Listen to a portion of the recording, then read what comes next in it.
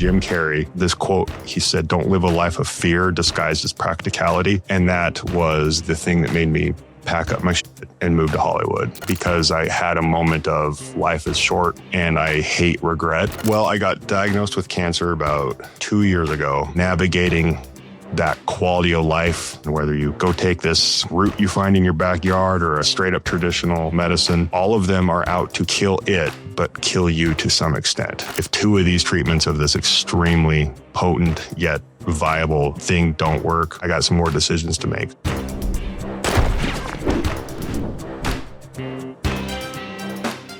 Jeff, brother, welcome to Point of Impact. Awesome to be here.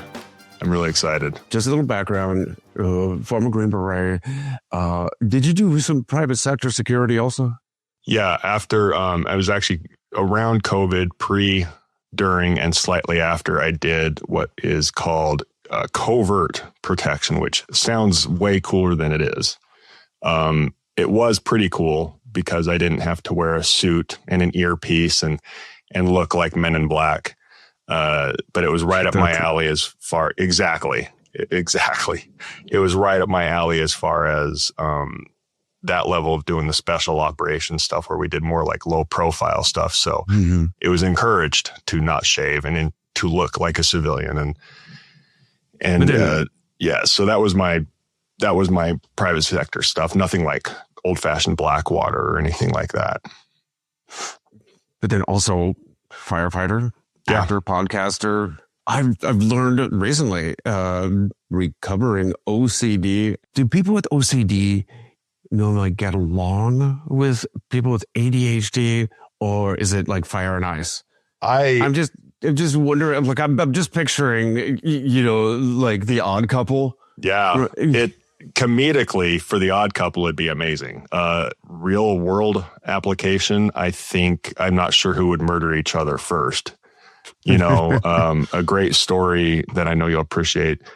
When I was doing my 18 Delta training in Tampa, Florida, that's where we did a lot of our trauma medicine. I was rooming with 3 different SEALs. They go through part of our program, and they were on to my OCD. They were picking up on me, stacking my shampoo and my toiletries on the counter from descending height to shortest height, labels out. And they would adjust them just a quarter of an inch every day. And it was infuriating me because that would never happen. I would never let that happen. But it took the entire rotation of that medical school for them to fess up and tell me that they all would mess with it just an inch.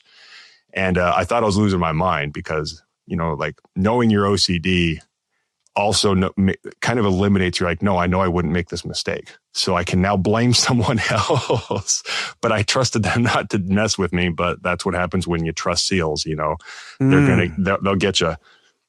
That's so funny. Yeah, I commend them. That's them. Brilliant. It's not like they knocked the thing over. They would just move it. They knew enough to do it subtle. And, where I would say it's also kind of a power.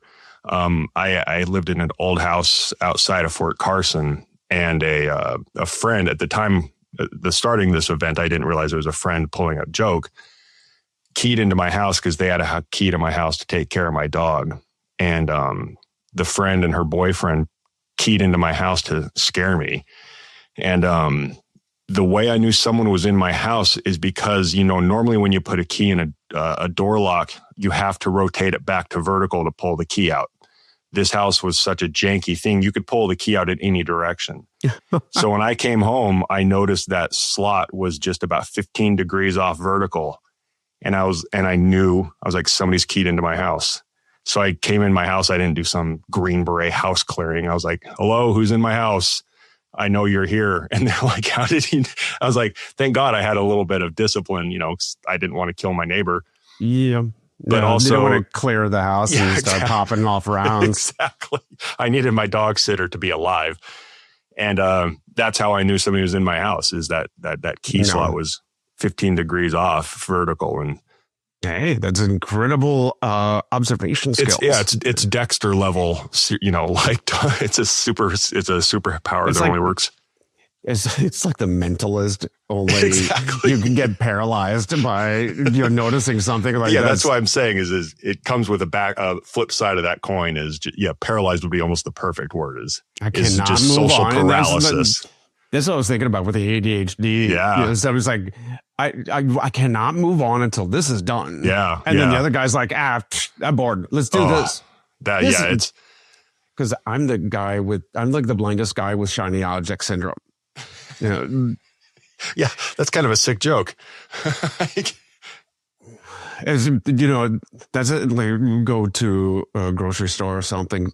I am begging somebody to tell me about the impulse buys around me. Like, tell me what, like vicariously I live miss through it. Yeah, I can imagine that. Yeah, it's a little deep, but you don't know what you have till it's gone. I mean, that's a cliche-ish thing to say, but many wouldn't think about it when it comes to just the trivialities of impulse shopping at a grocery store. You were on a fellow friend of ours, Pete Turner show. Yeah. You were talking about the difference in, say, Green Berets and the other special operations fields and Intel. And it was funny. What was it? You just said Green Berets pimping out their beret. Oh my gosh. And it's hilarious. Having started Navy and going Army with EOD, I've had a large number actually of former Green Berets onto the show. Just, I don't know how that happened. Every one of them, their LinkedIn, there's the first in their suffix line, their title line, former Green Beret. Exactly. I think and it might speak to some level of maybe insecurity and identity. I'm not being, and I would say that self-reflectively. And it also, if I had it, I would put it on my lapel pin. I mean, come on. It's weird because my tenure was short compared to some of my peers of 20 plus years, and I don't know. To me, you spend so much time saturated in an identity, it becomes an identity, for better or worse. I would argue, because I argue it's a positive identity for me. It's something I'm proud of, and all those pretty much obvious answers. But obviously there's a slippery slope when, you see a lot of people post and say things like, you used to be this, like quit identifying with that, like move on. And there's an argument to be said with that too. Like if you're dwelling in the past to the point of like depression and not moving forward, then you're navigating the line poorly, I would argue. And I was thinking Al Bundy, 4 touchdowns in a single game. I've used that example. Oh my God, we are kindred spirits. I have used Al Bundy, quarterback, reliving high school as that example more times than I can count. Yep. Yeah. Yep. One of the videos you put out about was hilarious. I think one of the most popular videos on your YouTube channel was about how is Steven Seagal still alive? I have no idea what's going on in this 2-minute clip, but it sounds very Hollywood scene. I have no idea. But you might be. This is a time where it's a blessing. You couldn't see what was on the screen.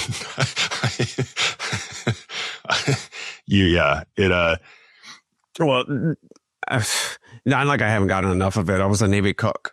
Yeah. Exactly. I'm like the reverse Casey Ryback. I started as a cook. And the Casey Ryback. Well, that got me thinking though.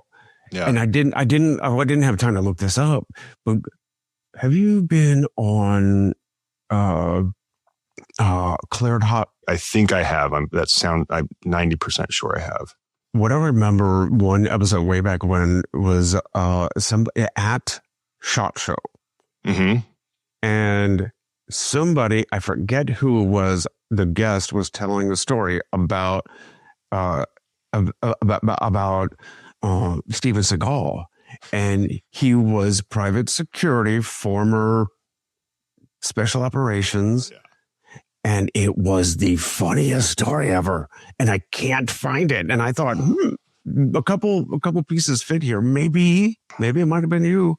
But it wasn't me. He I will say, if it quacks like a duck and walks like a duck, it's a duck. I mean, you hear pretty similar stories about that gentleman, and it's for a reason. And my time on that film, I literally, it's called Sniper Special Ops.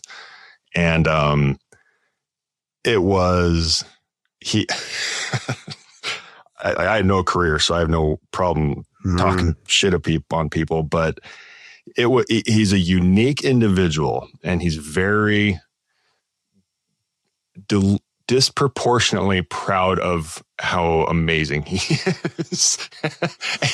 I think in Hollywood, it's one or the other, right? You get like you get those that are just they're living in a different world. Yeah, right? Yeah. I'd say I live in a heliocentric universe, right? Yeah. Everything revolves around me. That's kind of like these actors who I remember in the story. There's so many funny parts of that one story, but he was on the show. He's like, there's no way in the world an operator would do something like that. You should probably clear the room like this. And he's like, and he does some kind of like one-handed, cartwheel while shooting upside down. Yeah, the things you didn't see, literally and figuratively, in that film is a complete choosing to ignore all tactical advice given to him by me, the actual military advisor, who's a friend of mine. Mm-hmm. And there's actually 2 real Green Berets on that cast, me and another buddy, a longtime best friend, mentor. His name's Matt Anderson. He's been in this, he was Kevin Smith's double in the Jay and Silent Bob. Like, he's been doing this for a minute. And Seagal would not, you politely say, hey, you might want to consider this versus this, and he's like, nope, I'm doing it this way. And the things you didn't see was it is crucified online. The stuff you're referencing, the way he shoots, he does this weird show off, switching shoulders, rifle shooting to show off that he can. My other buddy, a regiment ranger, was also in the film. He was kind of the main actor, out second to Seagal. His body was used as Seagal's body on the DVD cover, because Seagal is not a small man. He spent the entire movie seated. It's weird, because you hear stories, and it's weird. I navigate 2 lines of like, I'm a dumb kid that just wants to watch dumb action movies and turn off my brain, and I can. Mm-hmm. And former military, I'll notice stuff, but I'm like, I'm here to watch a movie, not a documentary. But there's something to be said. If any of us watched a doctor movie and the surgeon picked up a scalpel by the blade, we'd all go, that doesn't look right. So like, there's some level of do it right because you look like an idiot versus, not. And he definitely navigates the thank you for your advice, I'm doing it all my way guy, versus the stories you hear of Tom Cruise and Keanu Reeves. The director, Cruise, Reeves, they're like genuinely nice guys. And they want to do it. Super attentive to the craft, that kind of thing. And, they're there to make movies and make dumb guys like us just eat popcorn and enjoy it. And they also wanted some accuracy. And so kudos to them. And them, of all people in Hollywood, right, wrong, or indifferent, or, God level careers. And they're the ones that seem to be the most like receptive. I don't want to say humble, but they're at least receptive to knowledge. And I would argue, correct me if I'm wrong, EOD, special operation, whatever, there's always the loudest person typically is most ignorant and or most unwilling to accept criticism. And I think that transcends, what is it? The more you get more money, it just amplifies your problems. So those It's the same thing, whether we're Green Berets or EOD or whatever. Times that by $1 million, that person's ego gets $1 million bigger. That was a long soapbox. The tough part, though, is you can't be like that as an operator. You definitely can't. You'll get crucified. Yeah, diplomacy doesn't exist. Yeah, diplomacy. I don't know about the military now. That's probably a whole nother podcast. But diplomacy and being a forgive me, dick. You'll get selected out sooner or later. People don't care. Yeah. Which is what I miss. The thing is, if it's only your way, you're going to get tunnel vision too. Yeah. Oh, yeah. Yeah. And there's too many things, let's say on the battlefield, correct, in a scenario that you can't pay attention to everything. Correct. So it can't be an army of one. Yeah. Yeah. Agreed. Yeah. I think a lot of this stuff on the whole spectrum of this conversation boils down to a common denominator of collaboration. Whether it's literally holding hands side by side, or if you're solo on a bomb, or if you're, just one of 3 guys in a spider hole, it's still a collaborative thing, very rarely. And even those ones, I question the true, like, lone guy alone, like alone in Iran. I'm, maybe CIA stuff. I don't know, but film that was people. One things that after I was injured, humility. Being humbled, actually, being able to ask for help, because when you're alpha, and you're at the top of your game, all that, you're expected, especially guys, right? For sure. In these kind of roles, you get this inflated sense. Maybe it's all that inflated. You're pretty very capable, smart. Yeah, it comes from a place of truth, for sure. And then if you're not used to being able to ask for opinions, help, assistance, collaboration, what have you, what happens when you really need it? Yeah. Life will find a way to kick you in the balls and humble you. And how did you get into acting in the first place? Little childhood, little boy Jeff, that was his dream since he was a kid. And I was raised in a really practical household. My mother is artistic per se. If I wanted to draw, she would help me, but she didn't shove it on me. And my father is an emergency room physician, and he didn't shove it on me by any stretch either. But I was raised in an environment of practicality. So I did practical stuff. I went to high school and I went to college, and, but it wasn't, and, even though Green Beret is not necessarily practical per se, your fate is still in your hands as far as success and making it. By no means is it remotely similar to acting and all that crap. But finally, just in the spirit of turning off my OCD, turning off my micromanaging, planning my world fate through a line of circumstances, cliche divorce, just got the dog in the house. I just kind of said F it and went for it, because I had a moment of life is short and I hate regret. And I would have hated regretting trying to, I only enlisted to the Army to be a Green Beret. And I would have hated similarly to not have ever tried this thing, and so I just went for it. So it was always there. I always wanted to be a Green Beret since I was a kid. When I saw Rambo for the first, not the best role model for Green Berets, but when I first saw Rambo, I knew I wanted, if I ever joined the military, I wanted to be a Green Beret. And I also always was playing pretend too long and too realistically. And I just never knew which.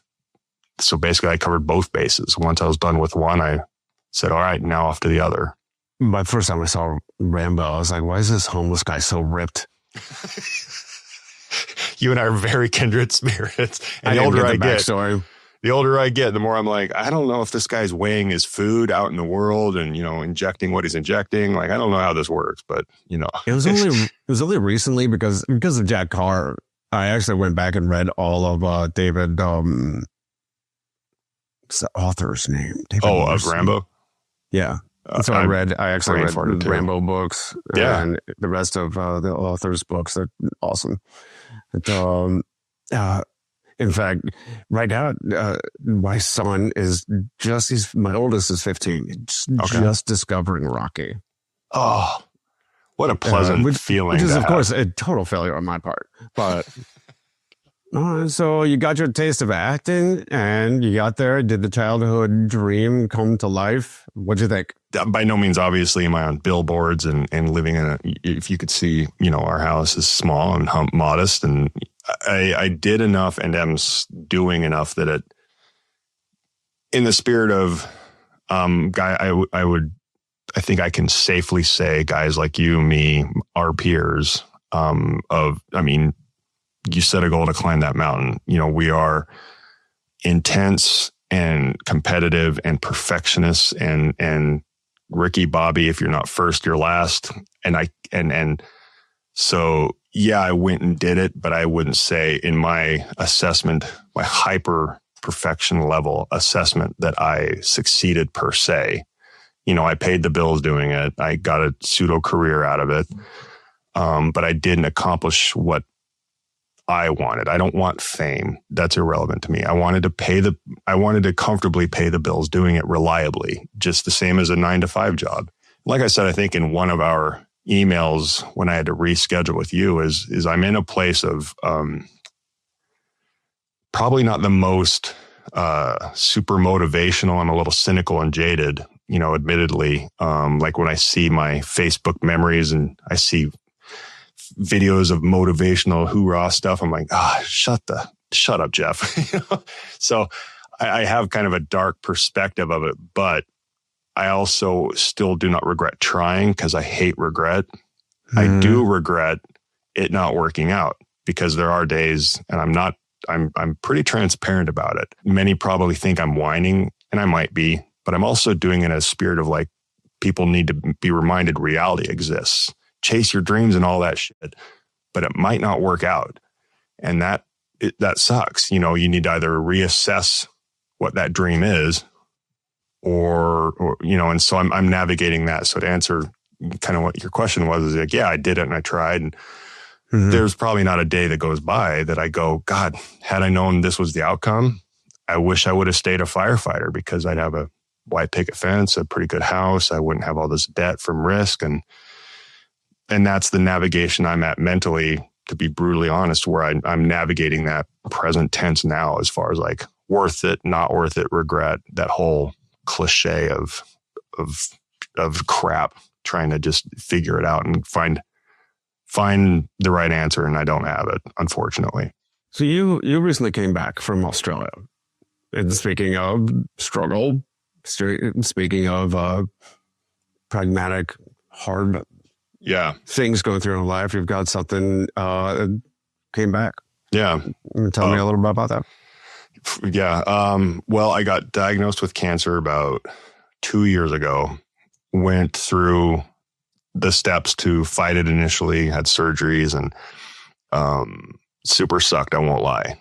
That's another one of the things I kind of get on I'm all for like optimistic and beat this, but I also too often, and I'm in this ironically social media world, I think too many things are cavalier and overlooked. And so, a lot of people are like, oh, cool, you had a vomit montage and lost your hair and you survived, right? It's like, no, there's so much stuff people don't say, and not as some sort of cancer Jesus. There's people that are suffering way worse than me.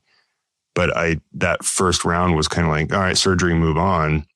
But there was a lot of miserable fallout that'll last me forever. More or less at the time, got rid of it. But sadly, it came back like a year later and metastasized into my system. The first line of therapy for this cancer is very, I liken it to back in the day when they drilled holes in heads for headaches. That someday we'll look back on this and go, that was just, what were we thinking?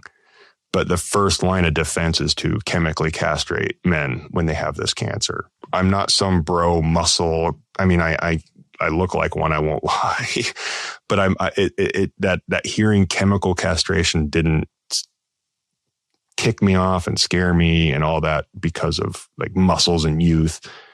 But like I said, I've been pretty transparent about it. And I not from a place of pity, but from a place of just honest transparency is genuinely my goal. I'm not in a resilient headspace. And the last thing I could honestly deal with was, chemical castration with the addition of exogenous estrogen. And I'm not being true dramatic. Their treatment is to essentially transition a male. That's not the goal, but it's the same course of meds. And I just was like, I'm not in a resilient place right now. My father's going through it, and he's got a better head on his shoulders right now. And so, long story as short as possible, there is a medication that exists. It's a radio. I should remember the word. Not a radioisotope, but it's terbium for nerds who know their periodic table of elements. And it's not offered in the U.S. Its lesser cousin is offered in the U.S., but the only way a doctor can prescribe it and insurance will cover it is after you've failed, quote unquote, chemical castration after a year. Then they say, oh, okay, well, that didn't work. Now we can authorize this medication. And so factoring in all those ingredients and this radioisotope, like 3.0, like it's the newest, bestest baddie that doesn't even exist in the US. But it is offered through a cancer clinic in Australia. I went for it, and my best friend on the planet, she started a fundraiser for me because it's not cheap. So I went to Australia, got I had to do some traditional radiation here in the States, went to Australia for this newer radioactive injection. And that was just less than 10 days ago. And we'll find out in 6 months the outcome. But anybody that's had cancer, and I know family and others have had exponentially worse lives with it. And so I don't remotely discount that. But I would argue that everybody would agree that killing cancer, no matter what spectrum you're on, whether you go take this root you find in your backyard or a supplement on Amazon or straight up traditional with traditional medicine, all of them are out to kill it, but kill you to some extent. It seems like there's no way not to kill you a little bit. And navigating that quality of life sliding scale of curing cancer, like therein lies the great problem with cancer that I've experienced. And at 40, how old am I? 48. I don't have the resilience, and I'm too young to be chemically castrated. Like an 80-year-old man's like, I'm already chemically castrated just from life, So I was balancing the quality of life and thank God the assets I had with my best friend Alicia doing that fundraiser. I was like, well, I'm fortunate to have these ingredients. So F it, game on. Let's do this. It's not like I went to Australia and went into a hut and smoked some weird drug and hoped it would cure. It's a legit thing, just not offered in the States. So I was like, I couldn't not take advantage of it. And in 6 months, we'll find out how aggressive is this cancer? For me, it's been quite aggressive. Typically, it's prostate cancer, to be clear. My father, when he mirrored my journey, if you will, and when he had his surgery and everything, it bought him about 2 years. And then he had to reassess. Okay, it came back. Like it will come back, I guess, give or take. And then he did some stuff and it bought him another couple of years and another couple of years. The poor me of it is that mine came back like in 6 months after the surgery. And the surgery to this, I'll do a little pimping here. Hunter 7 is a special operations organization that helps vets with cancer. And they got me to this fantastic surgeon in Chicago that TRICARE would have never got me to. And he did his thing. And so it's I'm not crapping on him. He got it all the scans said it was gone, and for it to come back on scans 6 months later, it's not typical. It's not. Yeah, I think all my doctors have been diplomatic, but they've also been pretty candid going, this was aggressive. Like, that's not 6 months is not good. You know, they're not being doom and gloom, but they're also saying, here's the facts. This should have lasted way more than 6 months before it metastasized.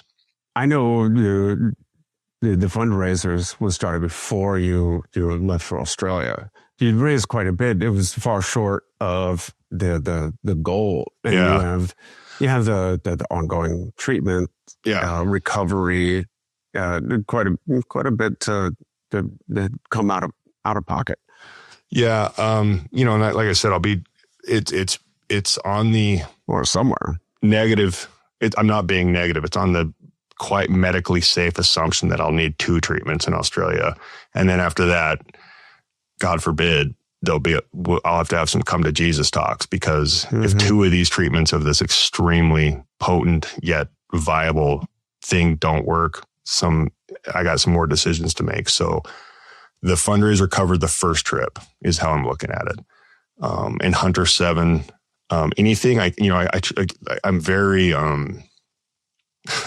careful, and I try to be very like, if there's a way I can game the system, not in an abusive way, and I'm sure you've had to play your games with the VA or TRICARE, navigating all those shenanigans, I will do everything possible before I go to Hunter 7 or to a charity, because I'm like, well, if I can get this scan, get my VA doctor through, luckily as an 18 Delta, I can play some language games and get a scan covered by the VA, and nobody has to pay for it. So no organization has to pay for it. And I don't have to take money from an organization that needs to send money to other troops. And then I can take that scan to the better doctor elsewhere. And then Hunter 7 and TRICARE can kind of cover that bill outside of the system. I'm playing the game as much as humanly possible. But like you said, it did fall short as far as when and if the second treatment happens, but it's still alive.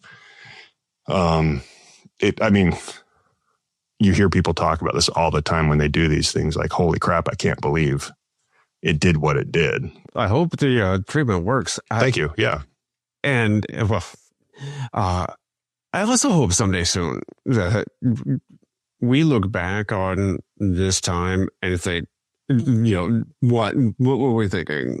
Agreed. That was so barbaric to inject, to fight cancer with radioactive poison. It's kind of like going further back and giving women lobotomies for depression. Yes. Right? It is. It's a weird. Bloodletting for everything. For like, this person's a witch. There is a weird.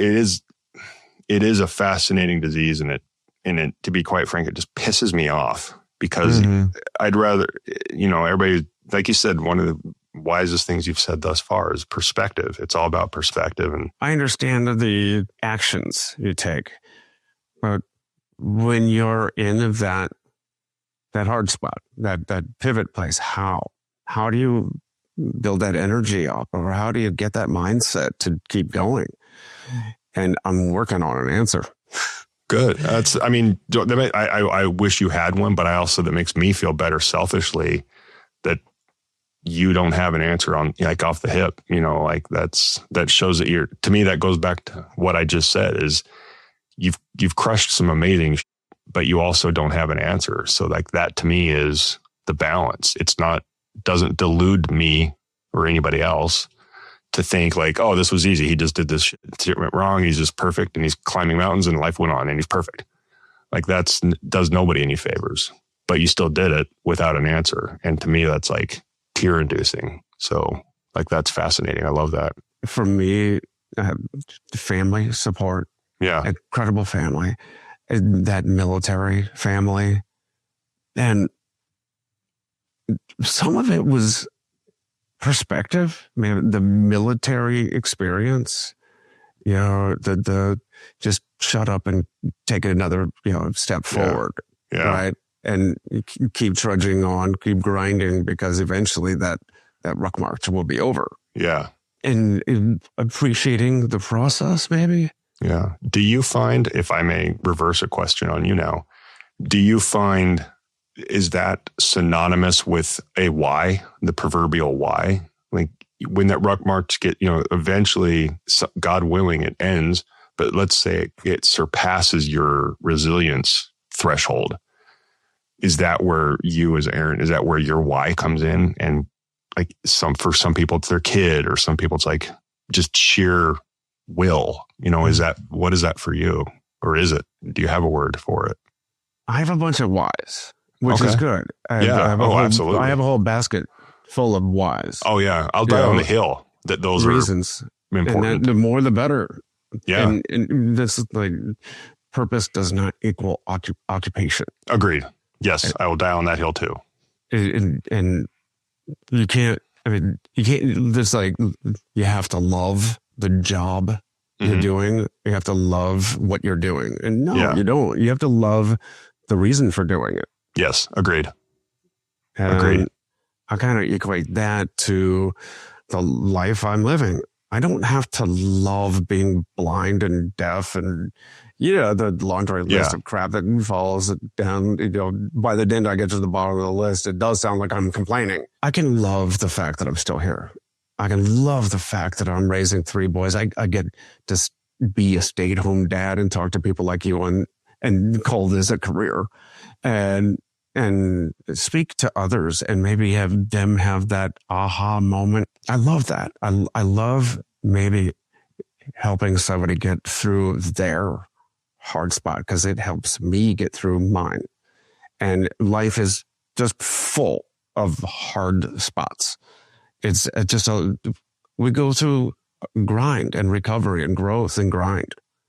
If I can help somebody else, that's a great purpose. And it makes me feel awesome. I love that. I'll truly, like, I know I was the guest on your show, but I will truly take that little speech, and it actually, that's huge. I agree with that. That's a problem with inviting podcast hosts onto your show. They're like, let me ask you. Nah, don't play that game. Nah, it's all about you. This isn't, I'm the host, I'm the boss.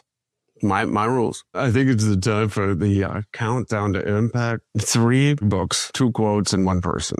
And they've all made an impact. The first, and in no particular order, there's no ranking here. A book I remember, it's called How to Win Friends and Influence People by Dale Carnegie. When you see it in the video, not you, the audience, it's just full of, what do you call them? Like Post-it notes. And all of these, pretty much anything I ever say, podcast, Instagram story, or any other online speaking or complaining, it all comes from a place of like, I know what I want to think, say, do, or feel, but I'm not great at it. So it's more of a do as I say, not as I do, but I would like to do what I say also. And one of the things, and the thing I'll never forget about this book is a line of like, when you're talking to somebody, and in an interview situation, this obviously all goes to hell. He says, how often do you hear the other person say the word I? Or how often do you hear yourself say I? And that's a barometer for how a conversation should go. Not just because you're trying to sell a product, because when he wrote this, it was very much in the time of sales and all that, but it still applies now today. Like if you're talking to somebody casually at dinner and all you hear them say is I, doesn't mean they're a piece of crap. But it's a very interesting testament. And then fine, judge them all you want. But I use it as a reference point. I just literally said the word I. But for me, like how often am I in this conversation? Again, in interview things, it's pretty much moot. But in a regular conversation, how often am I saying the word I? And it keeps you grounded and it keeps you, I want to be interested in the other person. It's not all about me. So anyway, that's my long little pitch. It's like I get a commission, but I don't. But that's that one. Second book this is back before the internet existed. And it's a book called Get Selected for Special Forces. And I know there's courses now. You can get CDs. You can get all sorts of prep things to prep for special forces. And this was like the only thing that existed and it taught you, told you how to prep and how to ruck and what to do with your shoes and your moleskin and the whole 9 yards. And I followed that thing like the Bible. And it doesn't like really necessarily affect me today, but it got me, helped me become a Green Beret, which is like we said, for better or worse, an identity and traits that make me who I am today. So if it weren't for that book, I don't know if I would have made it. And lastly, I know these were supposed to be faster, but Jurassic Park, Michael Crichton, the original book I had, my dog sitter in Colorado still has. From 2014. She never gave it back. So this is a replacement. But that book was the first book where I was like, it was the first book where I just enjoyed fiction. Because Michael Crichton writes very nonfiction. Like he put some science behind it. And it was the first book I just was enthralled with, as far as a consumer, as far as a movie, because I read it before the movie came out. So, and then to see the movie, it didn't match. But like I said, I could turn my brain off. Mm-hmm. And that movie was just, at the time, somebody just was telling me not even a week ago how they just saw the first Jurassic Park and they're like, it's not that good. I'm like, you don't understand. If you watched it in its time, it was epic when the word epic wasn't beat to death, and so that book got me. 2 quotes. I had to write them down. This one is from Jim Carrey, which is why his initials are in one of my tattoos. Not because I think Jim Carrey's, my guy. It's just, this quote, he said, "Don't live a life of fear disguised as practicality."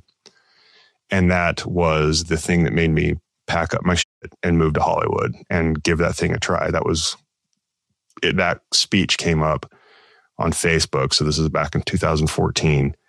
And that was a line he said in a commencement speech.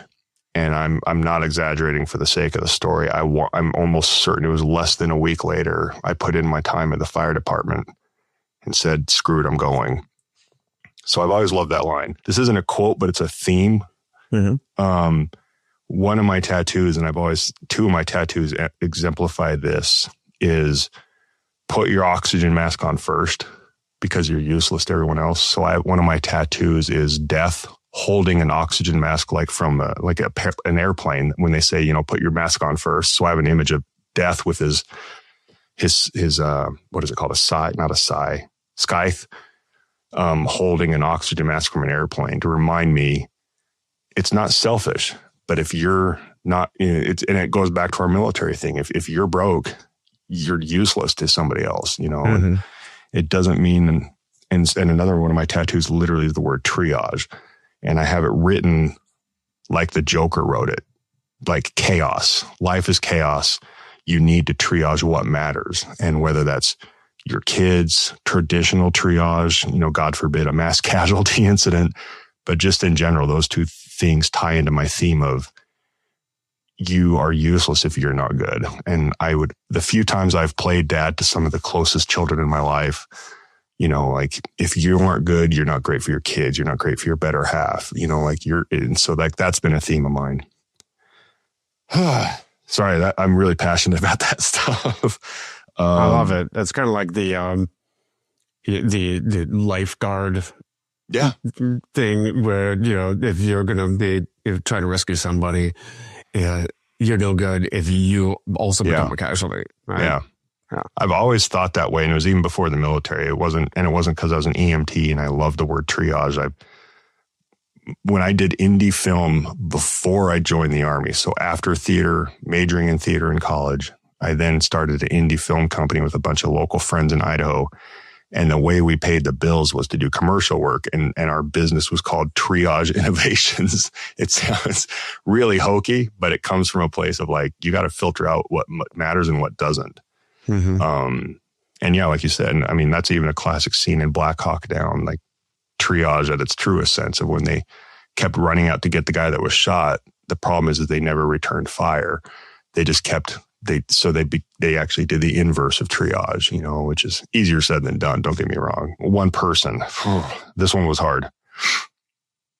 I would say probably the thing that affects me the most, and only because of her absence has made me, like we said, you only know what you have until it's gone, would be my service dog, Izzy. So it's not a person. And that's not to discount people in my life. Izzy, and I say was, because sadly 2 years ago I had to put her down. To this day, her absence still really F's me up. Mm-hmm. But prior to her absence, the things I went through in Hollywood and in LA, and literal and metaphorical starvation, coming home to her was the most therapeutic, the definition of a service dog. So that is my one person. Yeah. Excellent. Emotional support animals drive me nuts. Yes. Yeah. That's a pet. Agreed. What else is a pet? What else is a pet? An emotional support animal. Yeah, but service dogs, they're trained to help. Yeah. They're trained to be your first responder right there. Yeah. Yeah. Her presence was, by definition. They're a team member. Yeah. Yeah.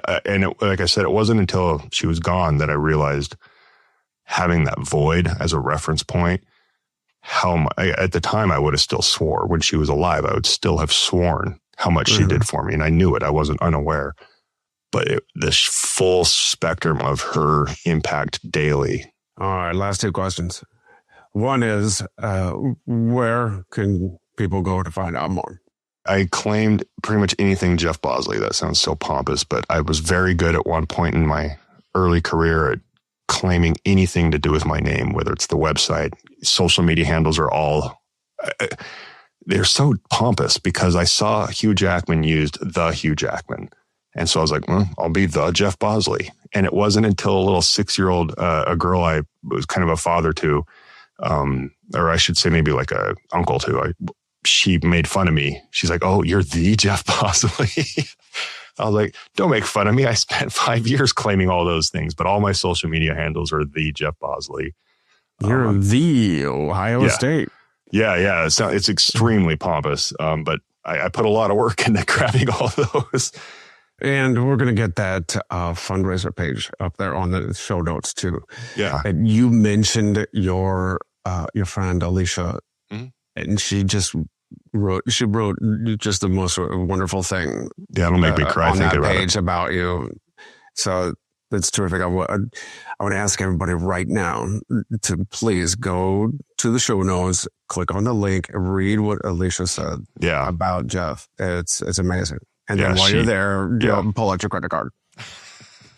I even say, it's so ego killing, but just to share. I've always been a person of the thought that counts, not in a cop out way, but like truly just gestures. There's a lot of value to those to me. I guess there's something to be said being in kind of a dark, desperate place. I do see the value of what others might consider insignificant. So I've had broke ass actors just text me and go, "Hey, I can't contribute, but I just want you to know I'm thinking about you." And I'm not being cliche here. I'm like, thank you. That means a lot to me. Like that's more at the end of the day when I go to that grave. I'll remember that more than the money you donated, like the number you put that day. That's my huggy hippie moment of the day for you, Aaron. Last question. What's your definition of living a life of impact? On my better days, I still am fueled by some level through whatever I do. And like you said, purpose isn't a job, but on some level, when I'm complaining or when I'm motivating, my goal is to truly like motivate and inspire others with truthful examples of life, and so to show the good and show the bad. And through doing that, and this taps into a little bit of the Green Beret thing, but through that, whether it's entertaining, fighting bullies, because I hate bullies, doing whatever I can provide to help those who can't help themselves. Brother, thank you so much for sharing your time, your energy today, because I know that's in limited supply, and sharing your story. I appreciate it. Thank you. I'm dumbfoundedly honored, Aaron. Not just saying that. I definitely, I couldn't have asked for a better person to be on a show with at this current state of my life. So thank you. All right, man. We'll talk soon.